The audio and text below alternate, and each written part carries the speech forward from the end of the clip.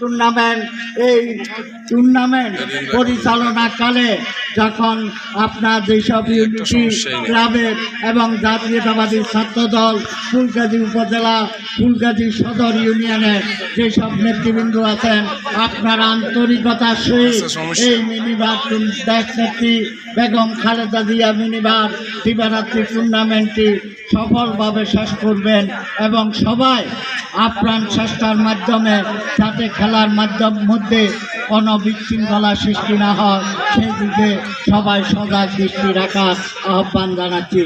তার পাশাপাশি আজকে যারা এখানে বিশেষ করে যারা দর্শক সারিতে আছেন আপনারা সবাই ছাত্র ভাইয়েরা আপনাদের কাছে উদাত্ত আহ্বান থাকবে। আমাদের নেত্রী আপনারা জেনেছেন লন্ডনের একটি ক্লিনিকে আমাদের নেত্রী চিকিৎসাধীন অবস্থায় আছে।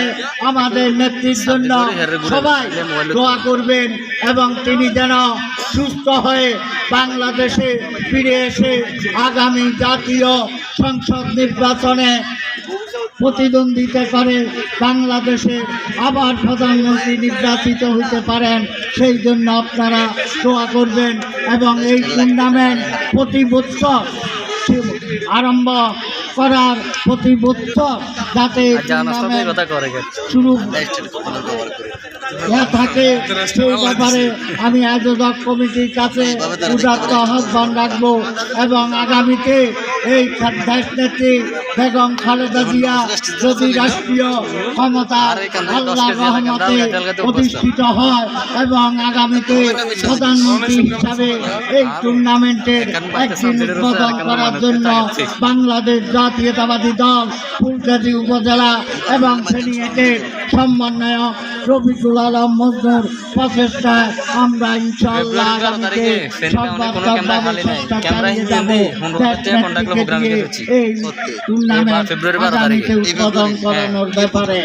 সংগ্রামী সাথী বন্ধুগণ, অনেকে অনেক সময় ধৈর্য ধরে এই যে একত্রিত হয়েছেন তার জন্য এবং আজকের এই দেশনেত্রী বেগম খালেদা জিয়ার মিনিবার টুর্নামেন্টের আয়োজক কমিটির সকল সদস্যকে বাংলাদেশ জাতীয়তাবাদী দলের ফুলগাজী উপজেলার পক্ষ থেকে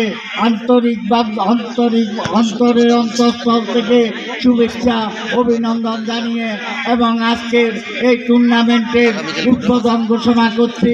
খোদা হাফেজ। বাংলাদেশ জিন্দাবাদ, জাতীয়তাবাদী দল জিন্দাবাদ, তারুণ্যের অহংকার তারেক রহমান জিন্দাবাদ, ফেনীর সমন্বয়ক রফিকুল আলম মজনু জিন্দাবাদ জিন্দাবাদ। আসসালামু আলাইকুম ওয়া রাহমাতুল্লাহি ওয়া বারাকাতুহু।